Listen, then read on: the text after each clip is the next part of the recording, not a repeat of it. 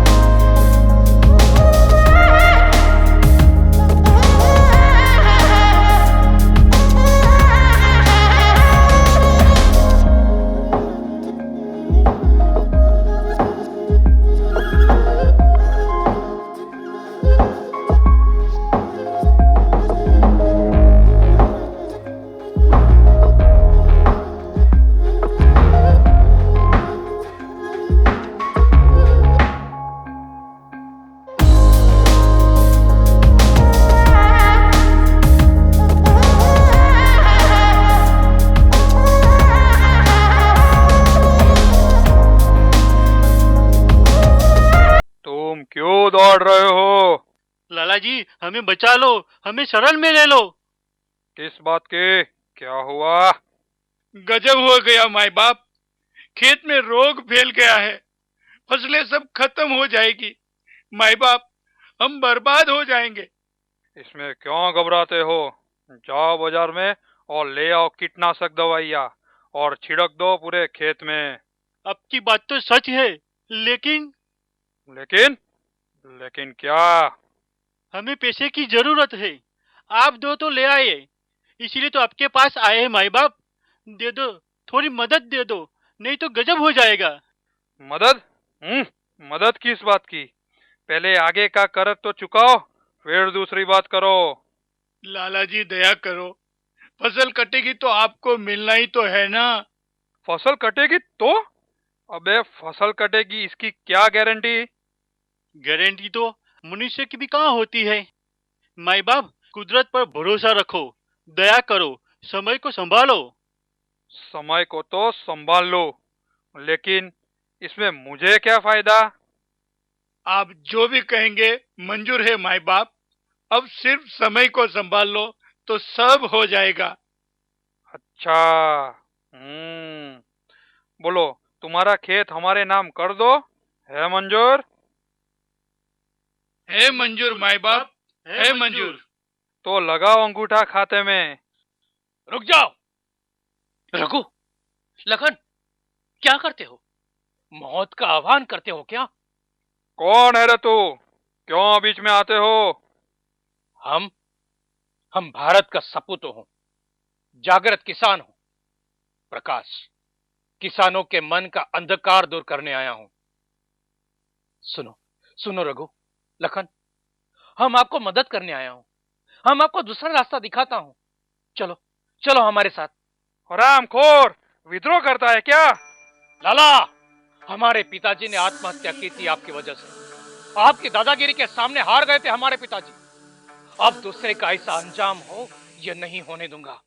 ए प्रकाशवा, हमारे सामने भड़काते हो, हाँ? तुम इन सब की रक्षा करोगे? तुम सभी को पैसा दोगे? लाला, हम पैसा नहीं, बुद्धि दूंगा, समझ दूंगा। धरती पुत्र जागेंगे, सशक्त बनेंगे, जगत के पिता बनकर मां धरती को पुनः फलीभूत करेंगे। मूर्ख, जिनके पैर कांप रहे हैं, जिनके हाथों में ताकत नहीं रही, जिनके हृदय के धड़कने बंद पड़ने को है, उनको तू समझाएगा? क्या तेरे ज्ञान में है इतनी ताकत? मूर्ख, जा, वापिस जा, चला जा। हमारे और इनके बीच में मत पड़, नहीं तो तेरी भी हालत तेरे बाप जैसी कर दूंगा। जा, चला जा। लाला, हमारी दशा और दिशा सुधर गई है। अब हम अकेला नहीं हूं, हमारे साथ सर्वशक्तिमान है, जगत का रखवाला हमारे साथ है, इसलिए हमारे मन में कोई भय नहीं। रघु, चलो चलो, आपको पैसे खर्च करने की आवश्यकता नहीं है और नहीं कोई रासायनिक दवा छिड़कने की जरूरत। हम आपको सहज और सरल रास्ता बताता हूं। चलो हमारे साथ, चलो। मूर्ख जवान, जो खेती करे उसे ही पता चले। समझ हमारी बात को, छोड़ खेती और कर नौकरी। समझ समझ। आप भूले लाला, उत्तम खेती, मध्यम व्यापार और कनिष्ठ नौकरी, ये वह धरती है जो एक बीज बोने से अनेक गुना फल देती है। आप हमको क्यों उकसा रहे हो? रघु, लखन, चलो हमारे साथ, हम दवा कराते हैं। चलो चलो भाई, हमारे साथ चलो। सुनो हमारी बात, सुनो, इनकी बातों में ना आओ, वो तुम्हें बर्बाद कर देगा। सुनो सुनो सुनो।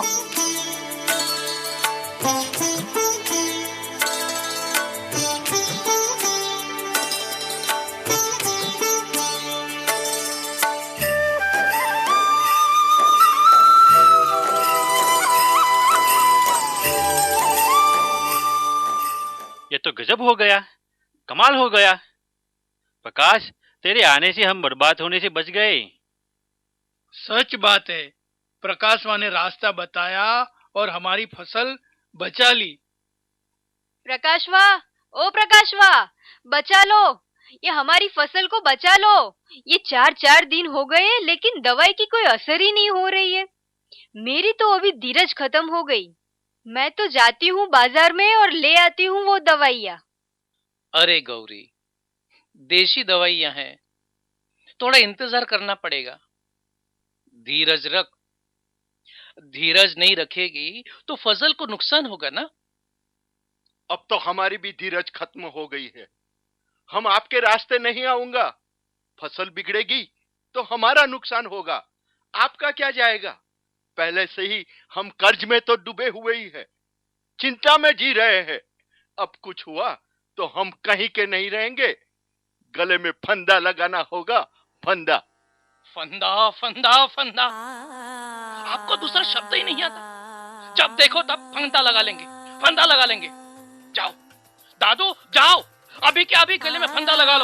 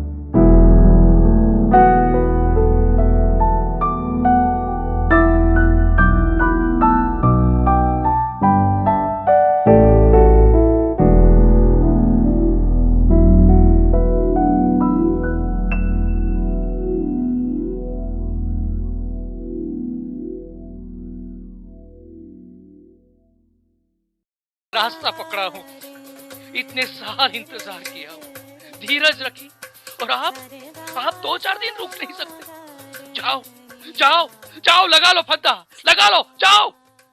बस बस कर प्रकाशवा, बस कर। हमारे दिल में और तीर मत चुपा। हम भटक गया था, उस लाला के भड़काने से भटक गया था।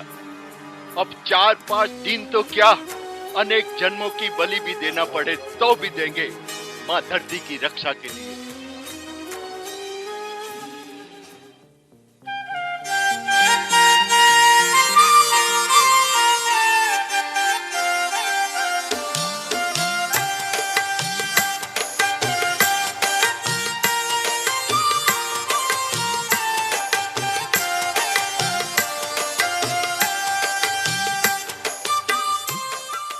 भाई एक बात पूछूं, नीम की दवाई छिड़कने के बाद 2-4 दिन क्यों इंतजार करना पड़ता है? देखो भाई, नीम की दवाई कोई कीटकों का नाश नहीं, लेकिन फसल की रक्षा करती है। दवाई के छिड़कने से शत्रु कीटक भूखा मरते हैं, उनकी प्रजनन शक्ति खत्म हो जाती है, इसीलिए और कीटक पैदा नहीं होते। इसलिए 4-5 दिन राह देखने के वास्ते रुकना पड़ता है। चलो, अब फसल के रक्षा की चिंता तो मिट गई। अब सिंचाई का समय भी आ गया। आज तो पानी छोड़ते ही सिंचाई कर देंगे, फिर 8-10 दिन शांति। रुक जा लखन, ऐसा कभी नहीं करना। खेती को पानी की नहीं, नमी की आवश्यकता होती है। एक साथ पानी छोड़ने से फसल जल जाती है। और हाँ, आप भी सुन लो, रोज थोड़ा थोड़ा पानी देने से नमी संरक्षित रहती है। इसलिए एक साथ ज्यादा पानी देना ये भी नुकसान करता है, समझा? अरे वाह, ये तो बहुत फायदे वाली बात हुई। इसमें बिजली, पानी और खाद भी बचत होगी, और पैसे की भी। प्रकाशवा, तू इतनी ज्ञान की बातें करते हो तो एक बात पूछ ही लेती हूँ। ये इतनी सारी मेहनत करने के बाद भी कुदरत ने साथ नहीं दिया तो? शुभ शुभ बोल गौरी, सच्ची दिल है तो मुराद हासिल होती है। अब धीरज के साथ साथ कुदरत पर भी भरोसा रख। पर तो सोचना पड़े या नहीं? क्यों रघु, हम तो सभी अनुभवी है। फसल खड़ी हो जाती है, बिना मौसम बारिश आ जाती है, ओला गिरता है और फसल खत्म हो जाती है। आपकी बात तो सच है गौरी, परंतु ये धरती अपनी माँ है। हम धरती के महान पुत्र हैं। माँ पुत्र की रक्षा नहीं करे, ऐसा कभी होता है क्या? लेकिन हमने ही ये परिस्थिति का सर्जन किया है। देखो, कुदरत ने हमको सब कुछ दिया है, वो भी मुफ्त में। और हमने कुदरत को क्या दिया? सिर्फ और सिर्फ जहर। हमने सदियों से कुदरत को दुख ही दिया है, और वही दुख 100 गुना होकर हमारे सामने आया है। सच बात है, यह तो हमने कभी सोचा ही नहीं। रघु, आज 2 बातों की आवश्यकता है। एक तो प्रकृति और परमात्मा के प्रेम की, और दूसरा देशी खाद की, कूड़ा खाद की। चलो, तुम्हारी बात मान भी ले, फिर भी अगर बारिश आ गई तो एक ही खेत में अलग अलग फसलें ले। प्रकाश, आपकी बात समझ में आती नहीं। थोड़ा अच्छी तरह से समझाना तो समझ में भी आए। देखो दादू, आपका खेत 3 एकड़ का है ना, तो आप क्या करें, 1 एकड़ में मूंगफली ले, और दूसरे में मठ, और तीसरे में उड़द। हाँ, माना शायद कुछ हो भी जाए तो 1-2 फसल बच जाएगी और हम अपना घर चला सकेंगे। ऐसा है ना प्रकाशवा? हाँ, बिल्कुल ऐसा। प्रकाश, तुम्हारी एक बात तो माननी पड़ेगी। तुम्हारी खेती और दूसरों की खेती में अंतर तो है। अब पता चला कि तुम्हारी खेती में फसल इतनी क्यों होती है। हम यौगिक खेती करता हूँ। यौगिक खेती? ये यौगिक खेती क्या होती है? यौगिक खेती माना परमात्मा की याद में की गई खेती। पिछले 5 साल से ये खेती करता हूँ। हमारा अनुभव है कि योग से हमारी बुद्धि बहुत तेज हुई है। कौन से वर्ष में कौन सी फसल ले, इसका निर्णय लेने में खुद भगवान हमें मदद करता है। दूसरा कि हम पौधे के साथ प्रेम से बात ही करता हूँ, पंखियों के साथ बात करता हूँ, माँ धरती के साथ, कुदरत के साथ बातें करता हूँ। जब बीज बोना होता है तो उस परमात्मा की शक्ति से उसे चार्ज करता हूँ। रोज सुबह में परमात्मा से योग लगाकर परमात्मा की शक्ति पूरे खेत में देता हूँ। बीज बोने से लेकर सिंचाई तक, खाद डालने तक उन्हें दवा नहीं लेकिन पोषण देता हूँ, शक्ति की, सौहार्द देता हूँ, प्रेम देता हूँ। एक बात तो हम प्रेम से कहूंगा कि हमें योग से बहुत फायदे हुए हैं। योग से अंतर्दृष्टि के लिए धीरज मिली, इच्छा शक्ति, मनोबल में वृद्धि हुई, हमें परमात्मा शक्ति की अनुभूति हुई, परमात्मा शक्ति प्राप्त हुई और वही शक्ति पौधों की रक्षा करती है। समझे? प्रकाश, आप तो बहुत आगे निकल गए, लेकिन एक बात तो जानना चाहूंगा कि हमें योग सीखना है तो। ओम शांति प्रकाश भाई। ओम शांति दादू। शांति शांति, लेकिन बेटी आपको पहचाना नहीं? अरे बहन जी की पहचान तो कराओ। सॉरी, हाँ, आप ब्रह्मा कुमारी दीदी हैं। आपने ही हमें राजयोग सिखाया। आज हमारे पास जो कुछ है आपके ही पुरुषार्थ का फल है। ना भाई ना, यह तो परमपिता शिव परमात्मा की कमाल है। वे धरती पर अवतरित होकर ब्रह्मा मुख से राजयोग सिखा रहे हैं, इसीलिए ही तो मैं सिखा सकी। प्रकाश भाई ने राजयोग के अभ्यास से ही यह कमाल की है, इसमें मेरी कोई मेहनत नहीं है। आप सभी को भी ब्रह्मा कुमारी सेवा केंद्र पर पधारने का आमंत्रण देती हूँ। मैं जरूर योग सीखने के वास्ते सेंटर पर आएगी। हम भी, क्योंकि योग से हमें सशक्त बनना है। हमें भी माँ धरती को सशक्त बनाना है। क्योंकि सशक्त किसान ही देश की शान है।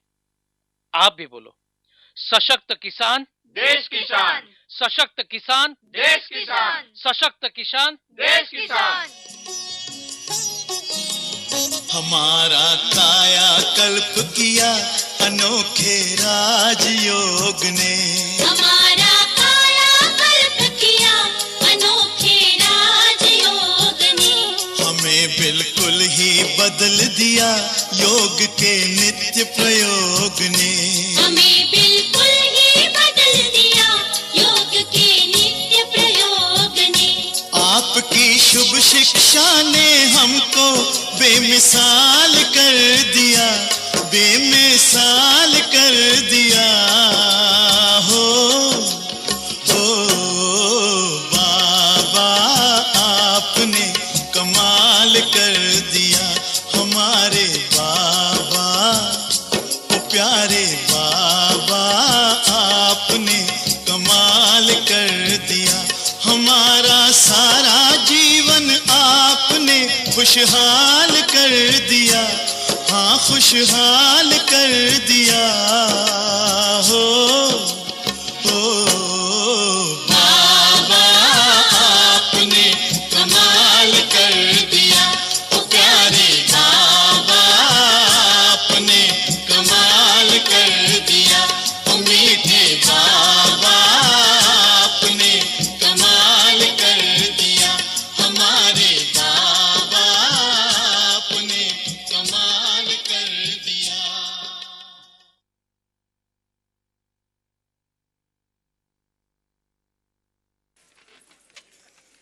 बहुत सुंदर। अभी आपने देखा सशक्त किसान देश की शान। आपके दिल में भी कुछ कुछ भावनाएं उभर रही होंगी। जाग जाए जो आज किसान, भारत की हो महिमा महान, यौगिक खेती के प्रयोग हों, शाश्वत खेती बने महान। कुमारी ईशा एवं कुमारी दीपा को आवाहन करना चाहेंगे कि वो आए और बहुत ही सुंदर स्वर ताल के साथ एक मधुर नृत्य प्रस्तुत करें। बहन ईशा जी व दीपा जी।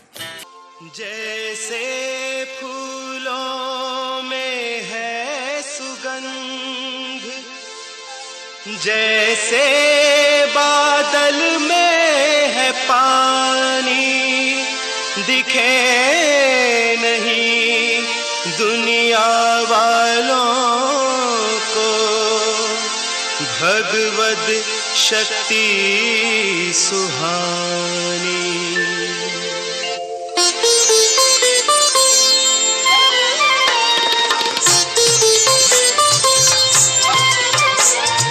ममरे रे पा पप मप गम ग ग म रे ध नि रे सा।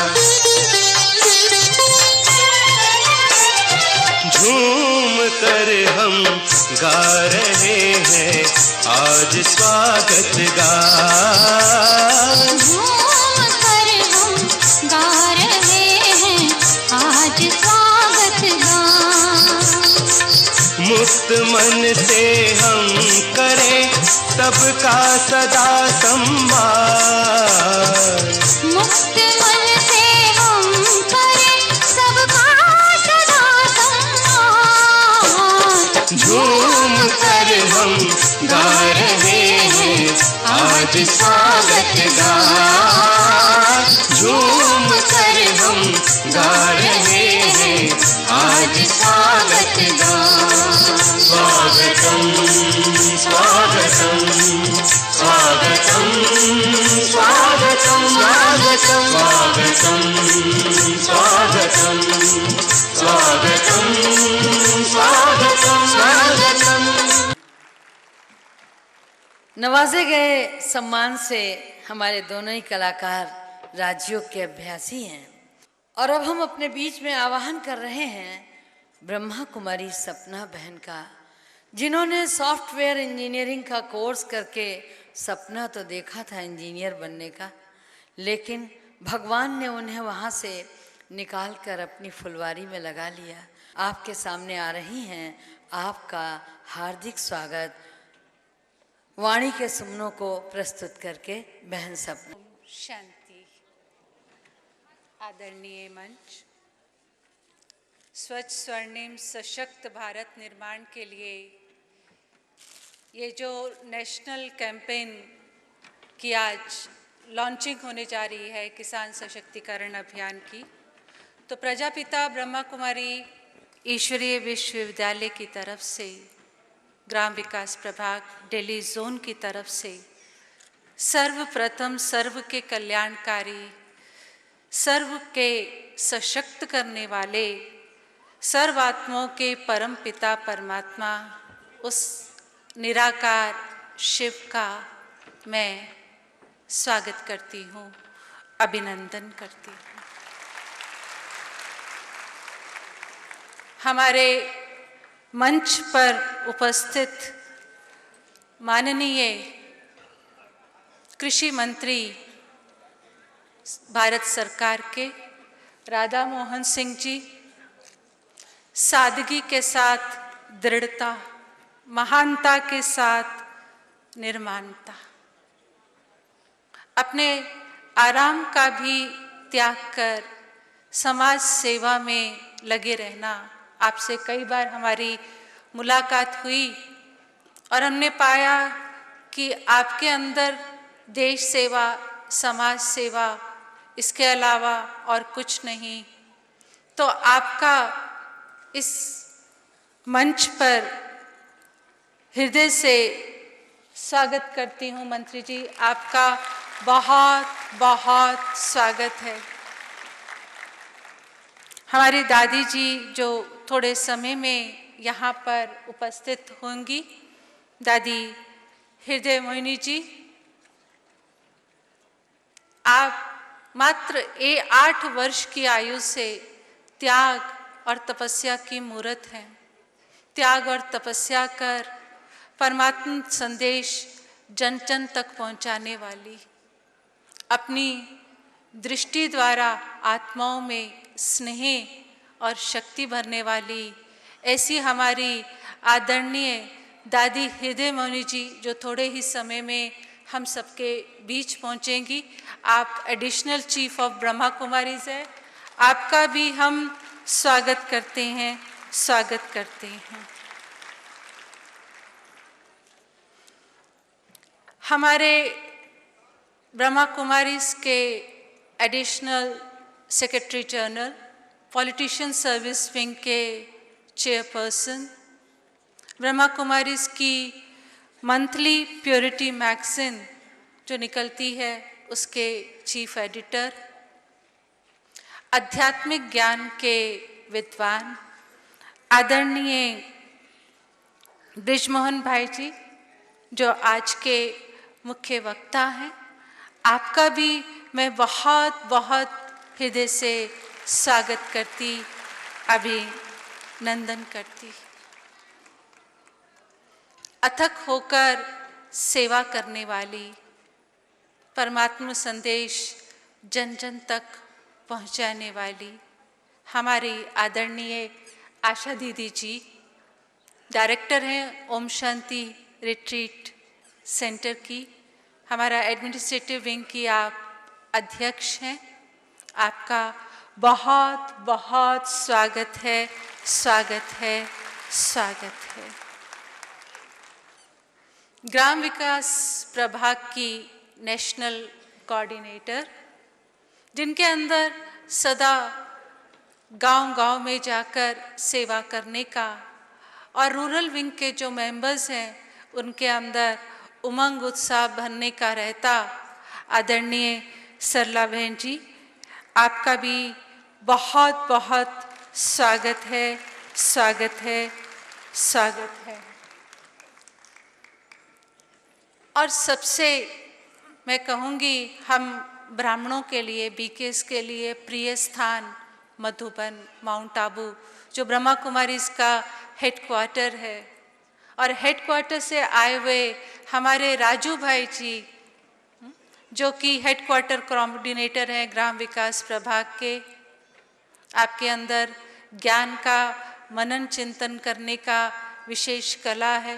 राजू भाई जी, आपका बहुत बहुत हृदय से स्वागत है, स्वागत है, स्वागत है, स्वागत है। ओम शांति। और आ रही हैं हमारे सामने ब्रह्मा कुमारी राजयोगिनी सरला बहन जी। 1965 से बाल्यकाल से आपने आध्यात्म के मोती चुंगे। ये ज्ञान की वो गंगा है जो जन्मी तो उत्तर प्रदेश में है, लेकिन प्रवाहित गुजरात की धरणी में हो रही है। आदरणीय बहन सरला जी। ओम शांति। सर्वशक्तिवान, सर्व प्रेरणाओं के स्रोत,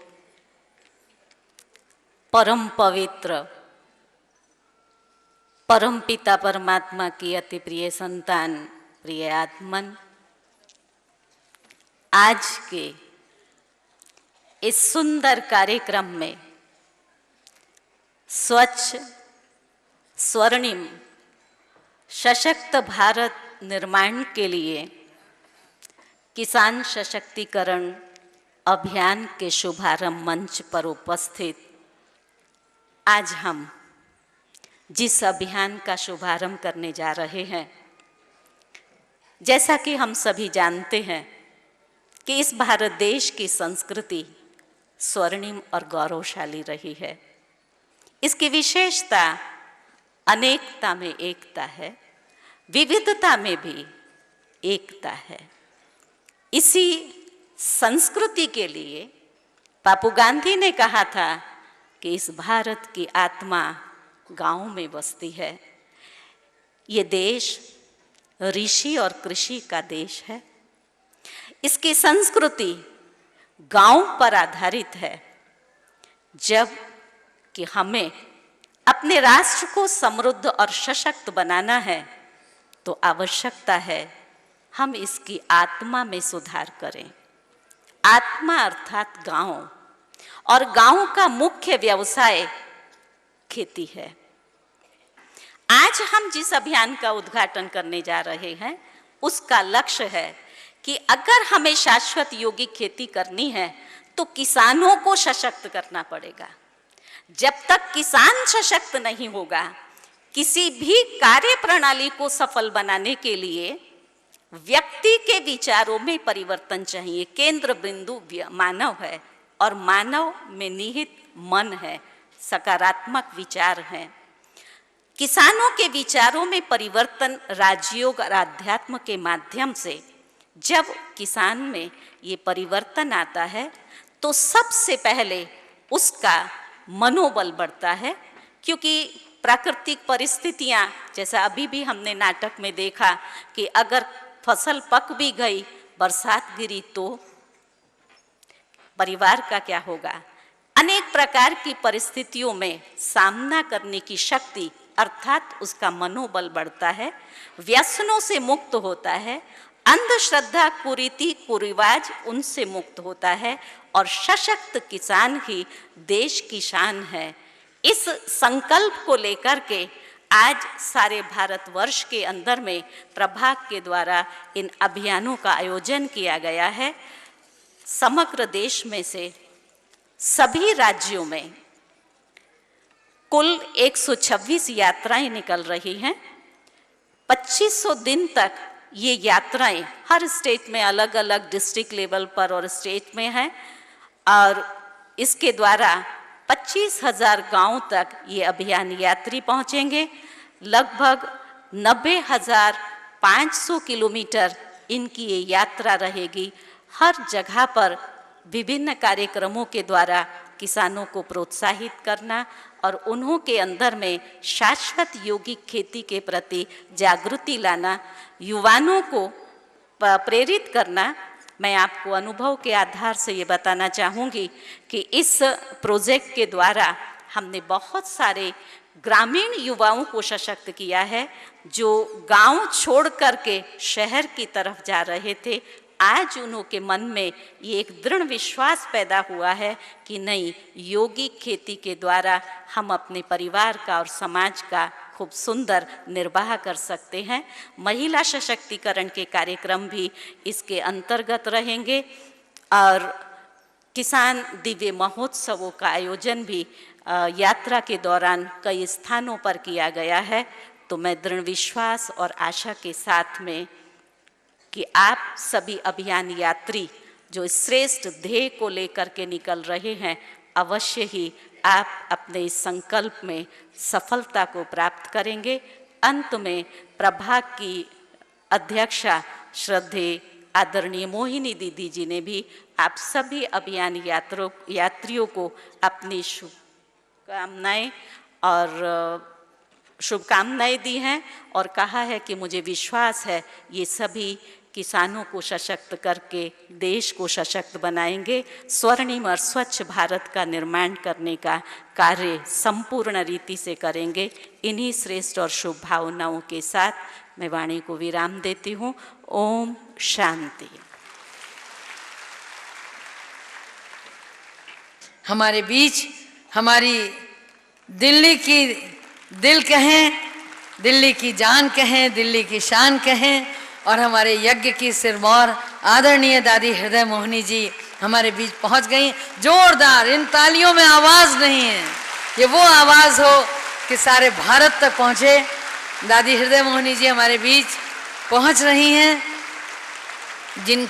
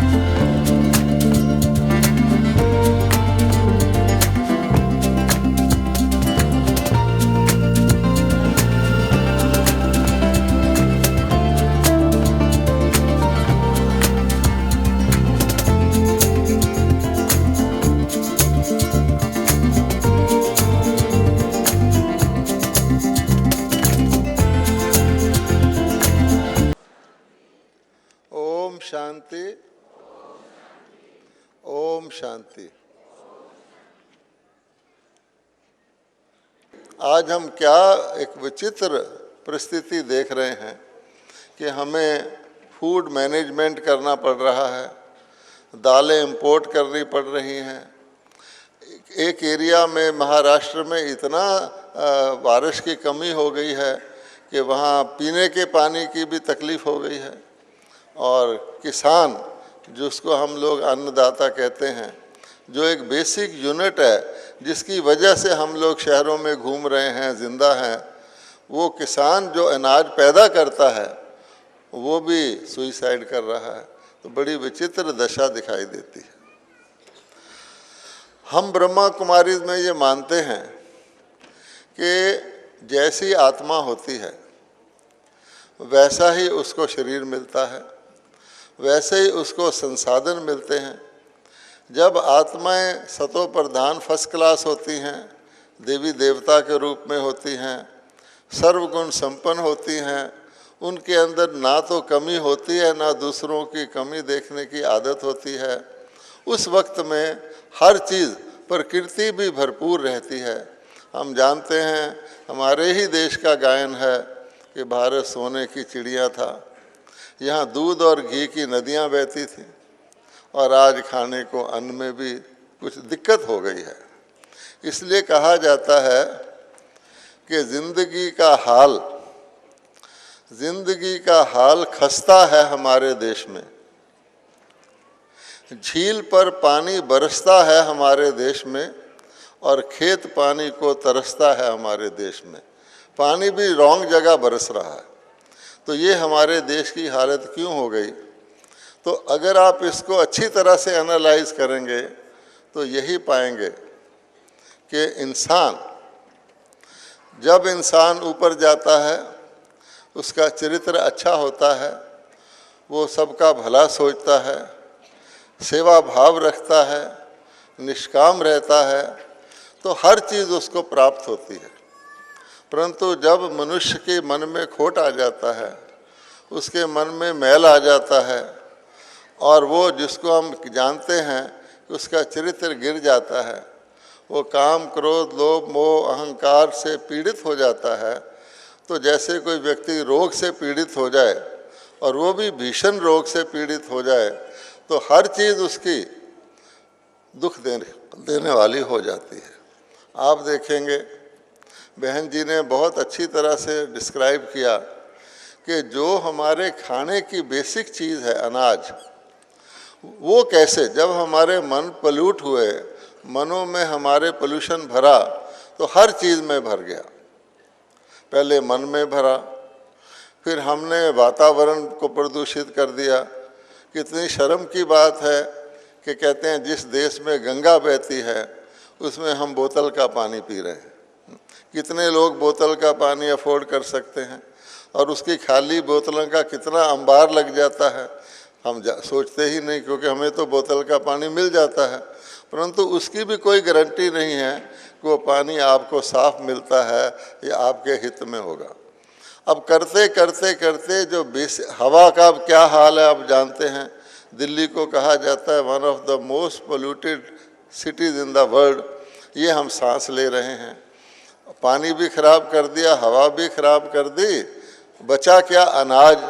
तो अनाज पैदा हो रहा है, लेकिन वो अनाज किस रूप से है? अनाज तो क्या, फल और सब्जियों को भी देखेंगे आर्टिफिशियल, आप सब जानते हैं, आर्टिफिशियल तरीके से उनको मैच्योर किया जाता है।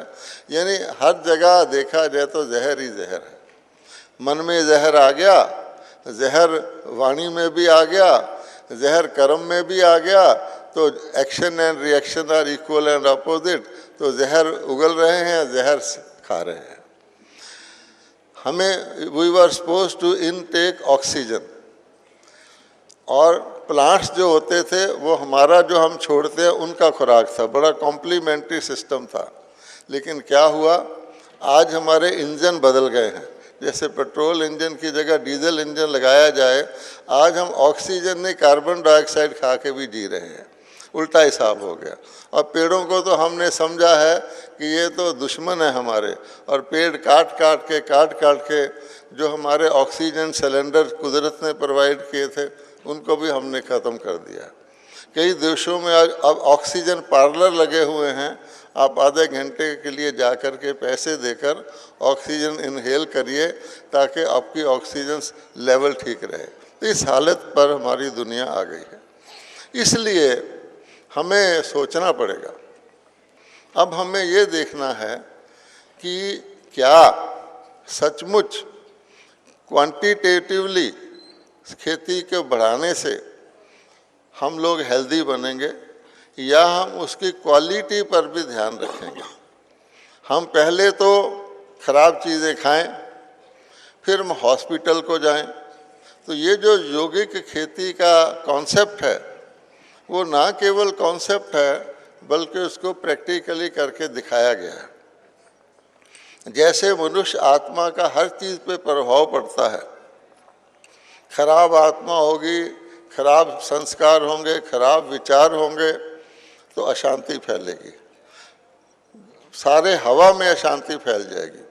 इसी तरह से योगी आत्मा होगी तो उसके वाइब्रेशन इतने अच्छे होंगे कि शांति, संतुष्टता और स्वच्छता और स्वास्थ्य के लिए लाभकारक चीज़ें पैदा होंगी।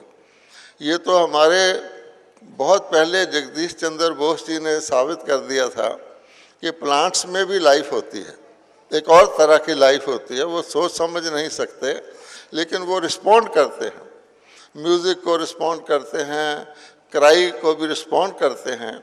तो उसी को लेकर के ब्रह्मा कुमारी ने कहा कि देखो जहरीले विचारों से नेचुरली कोई तरीका निकल आता है जो खेती जहरीली हो जाती है।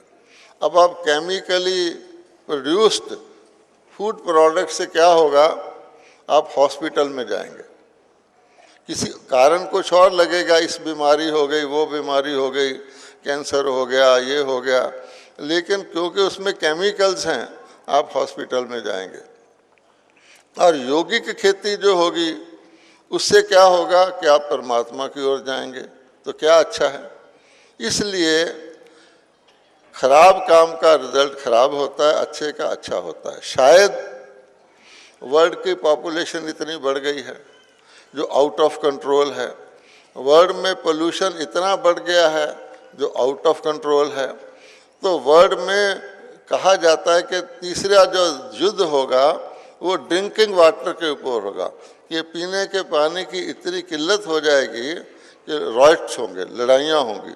जब ऐसी स्थिति आ गई है, मनुष्य कुछ कर नहीं पा रहे, तो शायद कुदरत जिसको कहा जाता है माल्थस की थ्योरी है कि अगर इंसान सुधरेगा नहीं तो फिर उसको कहा जाता है लातों के भूत बातों से नहीं मानते। तो ये अभियान कोई ऑर्डिनरी नहीं है, ये बहुत डीप सीटेड है।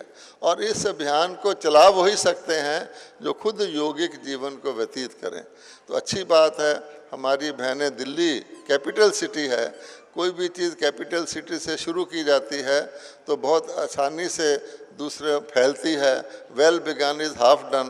तो मैं समझता हूँ आज का ये कार्यक्रम जिसमें हमारे माननीय कृषि मंत्री जी भी हैं और माननीय भाई साहब भी हैं, आप सब हैं, तो ये बहुत अच्छा शुरुआत हो गया है। मुझे उम्मीद है कि लोग इसको अप्रिशिएट करेंगे और उनके पेट में जो अन्न जाएगा वो बीमारियों से उनको मुक्त करेगा, उनके स्वास्थ्य में वृद्धि करेगा, उनको दीर्घ आयु प्रदान करेगा। ओम शांति।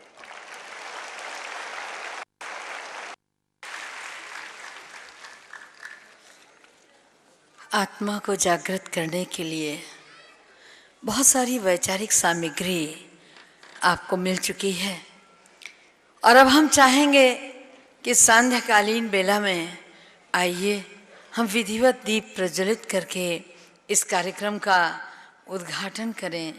सरल निराला दिव्यता की बन जाए मूरत,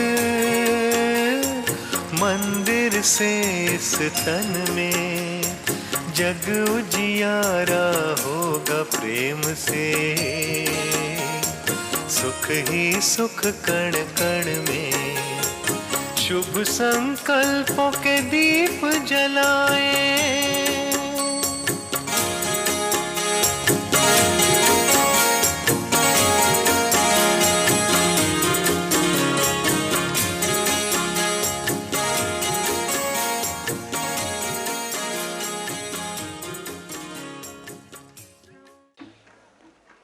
ओम शांति।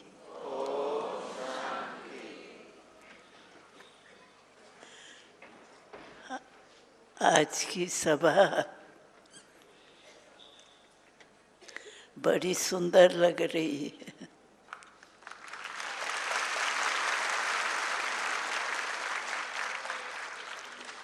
क्या सुंदरता है। वैसे तो साधारण रीति से सब भाई बहन है ही अच्छे, लेकिन यहाँ आज इस सभा में और भी कोई विशेषता है। वो कौन सी विशेषता है कि हर एक के मन में टॉपिक जो है उसमें क्या याद आता है? परमात्मा की याद आती। तो नेचुरल है, जो टॉपिक होती है या वायुमंडल होता है उसमें सबका पड़ता है। तो आज की सभा हमें क्या शिक्षा देता है, ये स्मृति में लाओ। टॉपिक ये है, वर्णन करना वो तो कोई बड़ी बात नहीं है, लेकिन ये टॉपिक हमको क्या सिखाती है? टॉपिक की देखो ऐसे शब्द है जो उनका हम अपने अंदर सोचें तो हमको क्या इशारा दे रही। अगर सुख शांति चाहिए और क्या चाहिए सभी को, चाहे किसी भी साधन से, लेकिन चाहिए क्या? सुख शांति। मनुष्य चाहता हमें सुख है, लक्ष्य सुख का है, लेकिन प्राप्त क्या होता है? मिक्स, कभी दुख कभी सुख। और सुख भी जो सच्ची दिल का सुख चाहिए वो नहीं है, टेम्पररी जरूर है।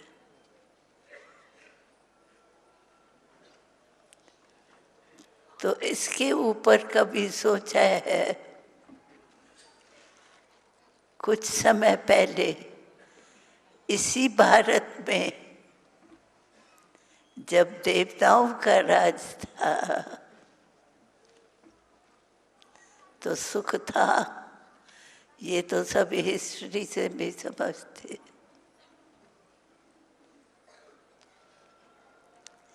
लेकिन सुख के बजाय दुख हुआ क्यों? कोई तो कारण होगा ना। कोई भी चीज होती है तो कारण जरूर होता है। अगर कारण देखें तो बहुत छोटा सा है। हम तो कहेंगे अपने आप को ही भूल गए। मैं कौन हूँ यही भूल गए, क्योंकि मनुष्य वास्तव में देवात्मा थी, है आत्मा ही, लेकिन देवात्मा थी। कोई समय का वर्णन है कि कोई समय था जिसमें भारत क्या था? स्वर्ग था। और मनुष्य दुखी नहीं था, सुखी था। यही भारत की महिमा है, जहाँ अभी हम बैठे हैं। भारत की महिमा कितनी गाई हुई है, लेकिन आज वो महिमा है या नहीं, आप हर एक जान सकते। तो अभी परमात्मा हमें क्या कहते हैं? अभी यही कहता है, सिर्फ एक छोटी सी बात समझ लो, ये हमारा बाबा परमात्मा हम सबको सिखा रहा है। तो आप भी थोड़ा सा समय निकाल के इस बात को थोड़ा सुनेंगे और सोचेंगे। बिना ऐसे सोचे तो नहीं कुछ मनुष्य कर सकता। तो सोच के इन बात के ऊपर अटेंशन देंगे तो हमारा भारत जो गया हुआ है वैसा ही फिर से बन सकता।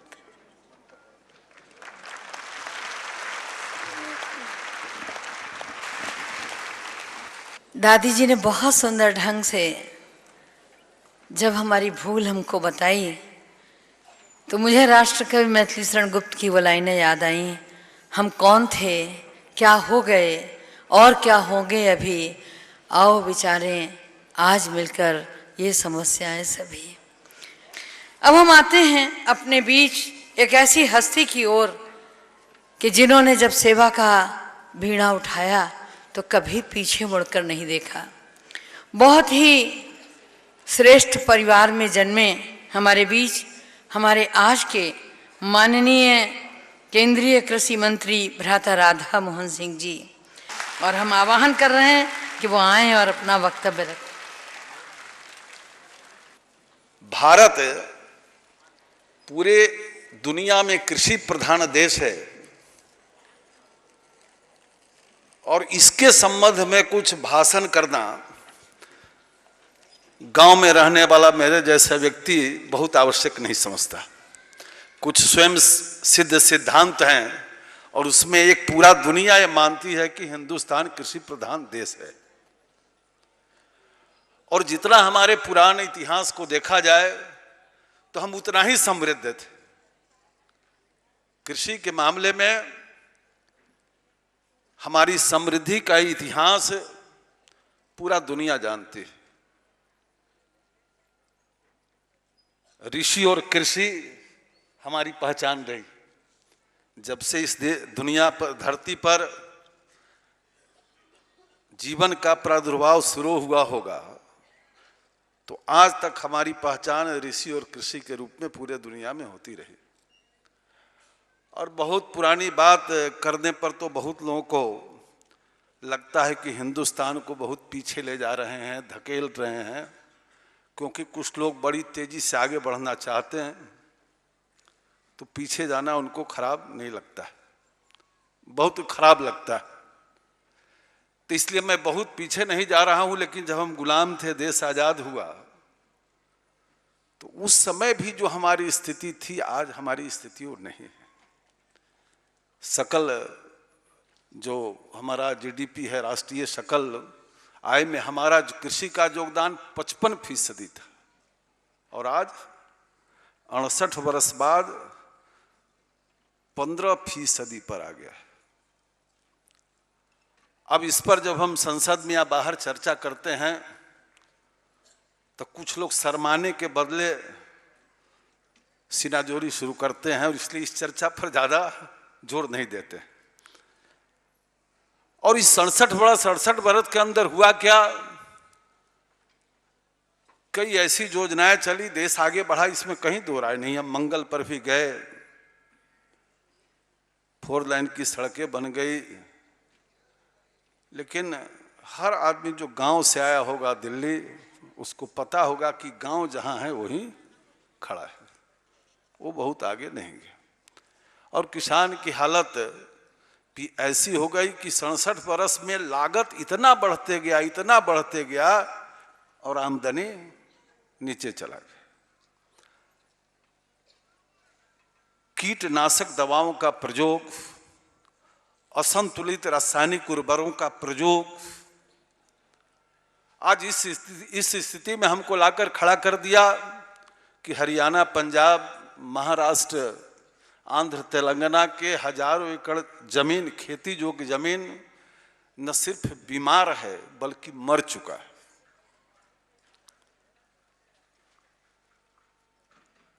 अब कल्पना करिए 2020, 2040, 2050 आबादी तो बढ़ेगी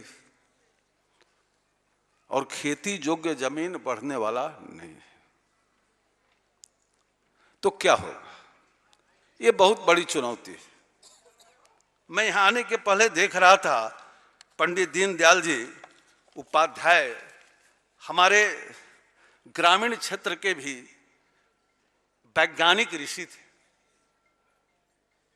और बहुत साफ ढंग से उन्होंने स्वीकार किया था कि भारतीय संस्कृति अधिकांशतः ज्ञान की संस्कृति है जो अध्ययन को प्रोत्साहित करती है।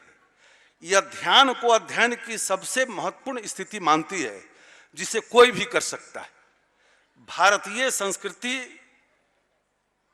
का प्रतीक है जोगी या ध्यान मुद्रा में बैठे हुए भगवान बुद्ध। यह है हमारी स्थिति। अध्ययन में ध्यान की बड़ी आवश्यकता है और ज्ञान की धार्मिक जो संस्कृति है, विज्ञान और आध्यात्मिकता दोनों को आत्मसात कर सकती है और चेतनता को संपूर्ण ब्रह्मांड की अधोभूमि बना सकती है। ये योग के माध्यम से बीजों को संस्कारित करना,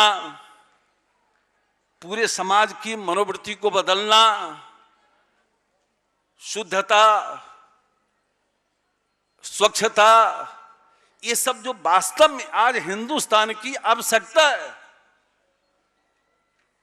1100 वर्षों तक मुगलों ने गुलाम बनाया, 200 वर्षों तक अंग्रेजों ने गुलाम बनाया और 68 वर्षों तक आजादी के बाद भी हमारी दिशा उसी दिशा में बढ़ती जा रही थी। और मैं समझता हूं कि आज भी यदि हम नहीं चेतते हैं तो आने वाला समय निश्चित रूप से हमारे लिए बहुत सुखद नहीं होगा। गांव को, किसान को बिना मजबूत बनाए देश को मजबूत बनाने का जो लोग सपना देखते हैं या झूठे नारे लगाते हैं, आज उनसे देश के गांव के लोगों को सावधान रहने की जरूरत है। हमें उस दिशा में जाना पड़ेगा जिसमें लागत कम हो, और लागत कम हो और इसके लिए जैविक खेती और उसमें योग का प्रयोग, निश्चित रूप से इसके अलावा दूसरा कोई रास्ता नहीं। हम ज्ञान और विज्ञान के विरोधी नहीं हैं, हम इससे सहमत हैं कि जो नई टेक्नोलॉजी है उसका उपयोग होना चाहिए, लेकिन इससे भी सहमत होना पड़ेगा कि लागत बढ़ता जाए। और यही काम 67 वर्षों तक हमने किया है, लागत बढ़ाने का काम किया है। लागत कम होगा कब? जब उसके अपने पास जो संसाधन मौजूद हैं। यदि प्रधानमंत्री जी ने स्वच्छता की बात की तो आज जाकर देखिए कई ऐसे गांव मिलेंगे मेरे सांसद आदर्श ग्राम, और जो कूड़े कचरे इकट्ठे हो रहे हैं वो जैविक खाद बन रहे हैं। खेतों के अंदर जल संचयन का काम, मेड़ पर पेड़ लगाने का काम, ये सारे जो हमारे पुराने ग्रामीण अर्थतंत्र को मजबूत करने वाले व्यवस्था थी, इससे दिमाग हटाने के लिए ये जो विदेशी कंपनियां हैं, मैं उसका विरोधी नहीं हूं। ये जो उच्च पैदावार के बीज आ रहे हैं, मैं उसका विरोधी नहीं हूं। उच्च पैदावार के रोपण सामग्री आ रहे हैं, उसके हम विरोधी नहीं है। लेकिन इस बात को सबको मानना पड़ेगा कि हिंदुस्तान के गांव को, किसानों को यदि संपन्न बनाना है तो उसके पास जो अपने संसाधन मौजूद हैं, प्रकृति ने जो सबको मुफ्त में दिया है, उसका बिना इस्तेमाल किए गांव का किसान संपन्न नहीं हो सकता। और इस दृष्टि से विचार करना आज समय की आवश्यकता है। अब ये योग शब्द ऐसा है कि कई लोगों को तो पहले इसका बहुत समझ से बाहर का चीज था, लेकिन हम विश्व गुरु थे। अब विश्व गुरु का क्या अर्थ होता है कि हमारी बात दुनिया माने, जिसकी बात दुनिया मानता हो ना विश्व गुरु होता है। तो एक समय था कि हम विश्व गुरु थे, लेकिन आज फिर उसी रास्ते पर हम बढ़े हैं। और हमने यदि योग की बात की तो पूरी दुनिया ने योग को स्वीकार किया और अंतर्राष्ट्रीय योग दिवस के रूप में मना। निश्चित रूप से हम उस दिशा में आगे बढ़े। और इसी प्रकार से जैविक खेती की बात भी यदि बढ़ती जाएगी तो निश्चित रूप से वह दिन जरूर आएगा जब दुनिया को इसको मानना पड़ेगा। और अभी जो हम सब नाटक देख रहे थे, ये वास्तव में आज जरूरत यह है कि इसके माध्यम से पूरे देश को, किसानों को जगाया जाए, बताया जाए। जो अपना संसाधन है हमारे गांव के अंदर, जो प्रकृति ने दिया है, उसका इस्तेमाल करके जो खेती है, हमारी भूमि है, उसके स्वास्थ्य को, उसको हेल्थ को और मजबूत बनाएंगे और हिंदुस्तान का किसान दुनिया का पेट भरेगा और हिंदुस्तान की कृषि, यहाँ की किसान का पेट भरेगा। ये जैविक खेती और जैविक खेती के द्वारा ही संभव हो सकता है। हमें इसकी जानकारी हुई है कि आपका जो जैविक खेती को लेकर यूएनओ, यूरोप, मॉरिशस जैसे अनेक देशों में भी जागृति लाई जा रही है आपकी जो संस्थाएं हैं उनके माध्यम से। और निश्चित रूप से ये बहुत प्रशंसनीय काम हो रहा है। और मुझे आशा ही नहीं बल्कि पूरा विश्वास है कि ऐसे पवित्र, निस्वार्थ एवं उच्च विचारों को लेकर आप जो आगे बढ़े हैं, आपका जो अभियान अभी शुरू होने जा रहा है, ये अभियान 3 महीने तक आपका चलने वाला है और शायद 91 यात्राएं आपकी निकलने वाली है। मैंने अपने मंत्रालय को भी निर्देश दिया है, आपके जो यात्रा निकलेंगे उसका यदि पूरा विवरण मुझे प्राप्त होता है तो निश्चित रूप से स्थान स्थान पर हमारे अधिकारी, हमारे जो कृषि विश्वविद्यालय हैं, हमारे कृषि विज्ञान केंद्र है, आपकी वहाँ मदद करेंगे। और मुझे वास्तव में आज बड़ी प्रसन्नता हो रही है। हम ऐसे 20 साल 22 साल पहले गए थे, वहाँ माउंट आबू गए थे, पार्लियामेंट की कोई कमेटी थी। और मैं जिस शहर में रहता हूँ वहाँ पर भी आपकी शाखा है, आपके लोगों से हमेशा मुलाकात होती रहती है। और 8,500 आपके केंद्रों में 10 लाख परिवार जुड़े हुए हैं। ये निश्चित रूप से आपके संस्था के लिए नहीं, ये हिंदुस्तान के लिए गौरव का विषय है कि राष्ट्र निर्माण के, ग्राम निर्माण की इस अभियान में इतने लोगों को आपने जोड़ा है। आज की इस अवसर पर हम ईश्वर से हम मंगल कामना करते हैं कि आपका जो संगठन है इस राष्ट्र को मजबूत बनाने के लिए, राष्ट्र निर्माण के लिए, गांव के सशक्तिकरण के लिए, किसानों के सशक्तिकरण के लिए मेरी पूरी मंगल कामना है कि आपका संगठन उत्तरोत्तर वृद्धि करे। इसी शुभकामना के साथ आपने मुझे बुलाया, बहुत बहुत आभार प्रकट करते हुए मैं अपनी बात समाप्त करता हूं।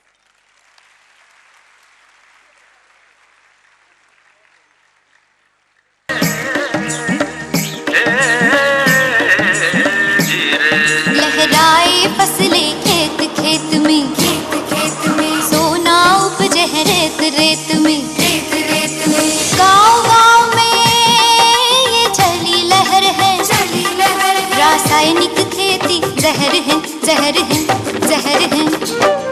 लहराए फसलें खेत खेत में। प्रगति का पहला कदम।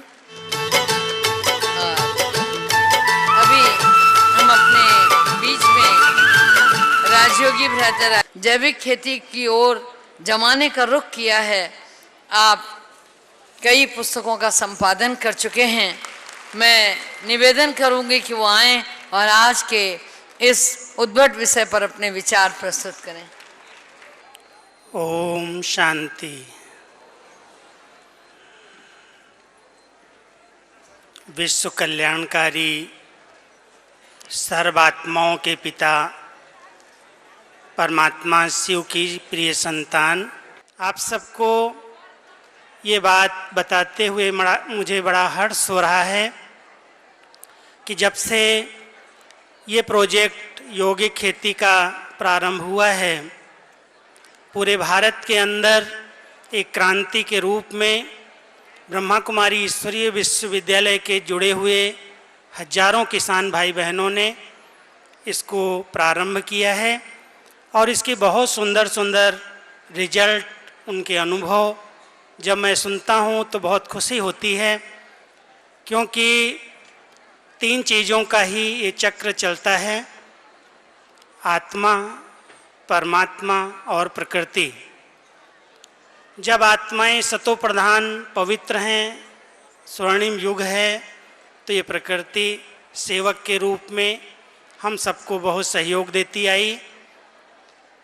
लेकिन जितना जितना पतन होता गया, आत्मा के अंदर अनेक प्रकार के विकार और बुराइयों ने प्रवेश किया, उतना प्रकृति भी आज हम सबको अनेक प्रकार से तंग कर रही है। हम आप सब जानते हैं, कभी कभी खेती तैयार होकर के फसल तैयार होती है, ओले पड़ जाते हैं, अत्यधिक बरसात हो जाती है, कभी सूखा पड़ जाता है। ये सब हम सबके कर्मों का परिणाम है। लेकिन ब्रह्मा कुमारी ईश्वरीय विश्वविद्यालय ने एक बहुत सुंदर योजना तैयार की कि हम अपने किसान भाइयों के चिंतन को परिवर्तन करें, उनके चिंतन को सकारात्मक बनाएं, उनकी भावनाओं को और श्रेष्ठ बना करके, उनकी स्वार्थ वृत्तियों को समाप्त करके खेती पर उनकी भावनाओं का प्रयोग कराएं। परिणाम स्वरूप इतने सुंदर रिजल्ट, इतने अच्छे परिणाम हम सबको मिले। हमने देखा कि जिन किसानों ने योग में रह कर के, परमात्मा की याद में रह कर के खेती की, या केवल 10 मिनट के लिए भी अपने खेत पर गए, अपने खेत का चक्कर लगाया, परिक्रमा दी, तो इतने सुंदर अनुभव उनके हमें मिले कि उनके खेत पर चारों ओर बरसात है, ओले पड़े हैं, लेकिन उनके खेत को कोई भी नुकसान नहीं पहुंचा। यहाँ तक चारों ओर आंधी आई है, तूफान आए हैं, लेकिन उनकी फसल खड़ी रही है। ये सब चमत्कार नहीं, लेकिन एक श्रेष्ठ संकल्पों की ऊर्जा है, और उस श्रेष्ठ संकल्पों की ऊर्जा का प्रयोग यदि कोई किसान करता है तो उसे किसान की खेती भी उसको सहयोग देती है, प्रकृति भी उसको सहयोग देती है। मैं एक छोटा सा बहुत रमणीक उदाहरण देकर के बताना चाहता हूँ। अभी अभी मैं मध्य प्रदेश के एक गांव में गया था।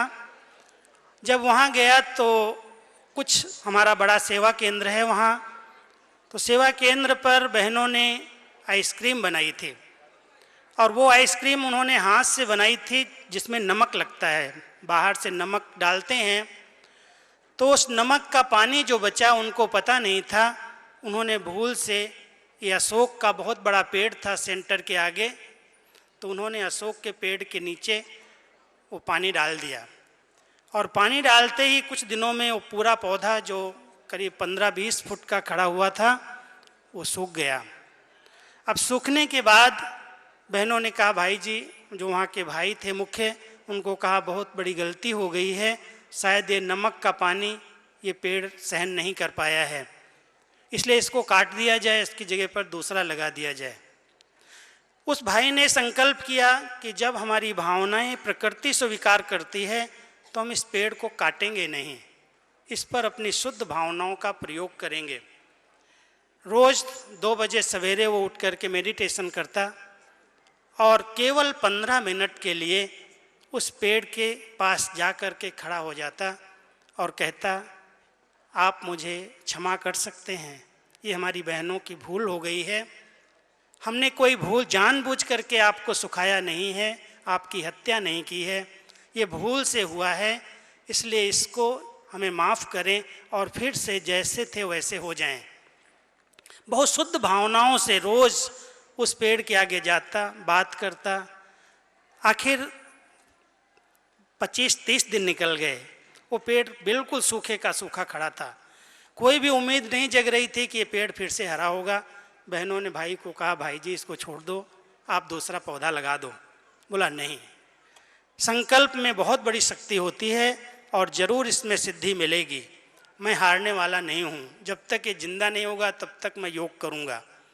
केवल 15 मिनट रोज किया और 40 दिन के बाद उसमें एक किल्ला निकला, हरा हुआ। कहता है उसके बाद सबको विश्वास हो गया कि हमारी भावनाएं, हमारे विचार ये पेड़ पौधे ग्रहण करते हैं।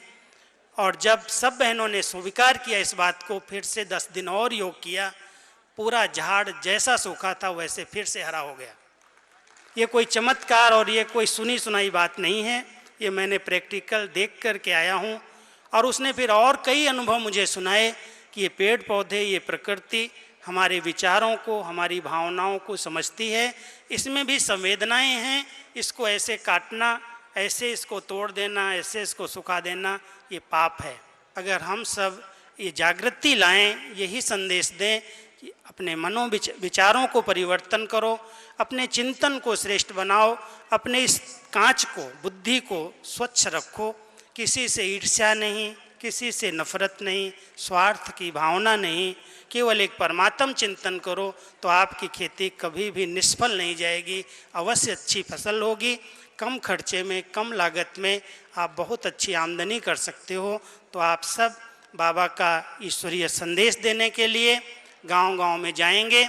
जिन्होंने भी हिम्मत का एक कदम रखा है आगे, मैं उन सबको बधाई देता हूं और शुभकामनाएं करता हूं कि जितना आप सबको परमात्मा की दुआएं मिलेंगी, उतना ही हमारे भोले सच्चे किसानों की दुआएं मिलेंगी और वो दुआएं आपको और खुशी में प्रदान करेंगी। और भारत के 6.5 लाख 7 लाख जो गांव हैं, हम सब ब्रह्मा कुमारी ईश्वरी विश्वविद्यालय के भाई बहनें और सरकार जो हमारा सहयोग देने के लिए तैयार है, दोनों मिल करके इस भारत भूमि को देवभूमि, स्वर्ग भूमि और बिल्कुल निरोगी बना करके दिखाएं, ऐसी हमारी शुभ आशा है। ओम शांति।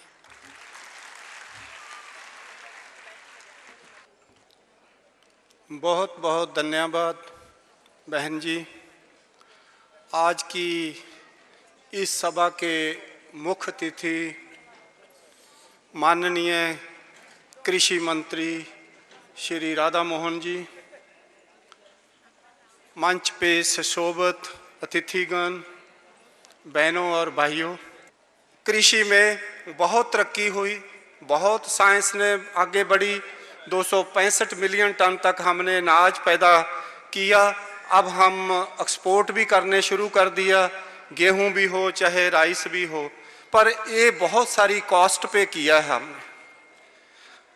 सृष्टि ने, मैं कई बार सोचता हूँ कि गॉड वाज काइंड है ना, परमात्मा बहुत, नेचर ने हमें इंडिया के ऊपर बहुत था कि सबसे अच्छे जो नेचुरल रिसोर्सेज हैं, कुदरती संसाधन हैं, पानी है, मिट्टी है, वातावरण है, वनस्पति है, हमें सबसे बढ़िया दी। दूसरे मुल्कों के बहुत सारे डेवलप्ड मुल्क, अमेरिका कनाडा की हम बात करते हैं, 8-8 महीने बर्फ पड़ी रहती है, हमारे हर तरह का वातावरण है। पर बात यही है कि इन कुदरती संसाधनों को हमें अब संभाल के रखना है। 2-3 एग्जाम्पल मैं आपको अपने एक्सपीरियंस से बताता हूँ। जब मैं 10वीं में पढ़ता था, हमारे खेत का पानी 30 फुट पे था। अब हमारे खेत का पानी 70 फुट पे चला गया। हमने उसको संभालना है कि पानी, हमारी इतनी बारिश होती है, उसी से हमने बारिश से अपने पानी को रिचार्ज करना है। दूसरी हमारी जो मिट्टी की गुणवत्ता है, हमारे कितने अच्छे अच्छे कार्यक्रम आ रहे हैं कि मिट्टी की गुणवत्ता को हमने बचा के रखना है, ताकि अगर मिट्टी अच्छी है तो ही हमारी कृषि सबसे अच्छी होगी। एक बात और, जैविक खेती, लोग कहते हैं, मेरा मानना है कि जैविक खेती करना पॉसिबल है। जब मैं निदेशक था केंद्रीय मृदा लवणता अनुसंधान संस्थान करनाल में, हमने ये काम किया और वहाँ अब भी आप 8-9 साल हो गए कि वहाँ कोई खाद नहीं डाला, फिर भी खाद भी वहाँ ही जनरेट की। हमने पशुओं को साथ रखा, फ्रूट वाले भी है और उसमें पौंड भी था। सारा का सारा जो किसान का है आपका फर्टिलाइजर वहीं जनरेट कर सकते हैं। ऐसे जो मॉडल हैं हमें उनको आगे किसानों तक लेकर जाना है। आखिरी बात, conversion of waste into wealth. माननीय कृषि मंत्री जी ने कहा जितना हमें खाद चाहिए अगर हम रेजिड्यूज को अच्छी तरह डिकम्पोज कर लें तो अपना खाद हम पैदा कर सकते हैं और अपनी कृषि के लिए। इन्हीं शब्दों के साथ मैं एक बार आप लोगों को बहुत बहुत शुभकामनाएं। एक बहुत अच्छा शुरुआत हो रहा है कि किसान की एम्पावरमेंट का। हम अपनी तरफ से, आदरणीय कृषि मंत्री जी ने ऑलरेडी कहा कि जो भी हमारे विद्यालय या सब लोग हम इकट्ठे रल के काम करेंगे ताकि ये जो सपना है हम अपने किसान को कैसे एम्पावर करें, सब लोग मिलजुल के काम करेंगे। बहुत बहुत बधाई, बहुत बहुत धन्यवाद, बहुत बहुत। आदरणीय भ्राता राधा मोहन सिंह जी, दादी रुक्मणी जी, सम्माननीय मंच, सभा में उपस्थित प्यारे रूहानी भाई और बहनों, मैं 2 ही बातें कहूँगी और उसके बाद समाप्त करूँगी। आज हम लोग एक बहुत जिम्मेवारी की बात के ऊपर चर्चा कर रहे हैं। हम सब भारतवासी हैं और भारतवासी होने के नाते हम सबके मन के अंदर अपने देश के प्रति प्रेम, देश प्रेम का इजहार करने का एक तरीका हम सबने आज सुना, और वह है जो कर्मों की खेती है उसके बीज श्रेष्ठ शुभ संकल्प अति पावरफुल हों। यदि ये संकल्प इतने श्रेष्ठ और शुद्ध होंगे, शक्तिशाली होंगे, तो वो जहरीली दवाएं जिनको यूज करके हम अधिक अनाज उत्पन्न करना चाहते हैं उसकी आवश्यकता नहीं पड़ेगी और सहज रूप से हमारे खेत फसलों से लहलहाते होंगे। ये हमारा कर्तव्य है।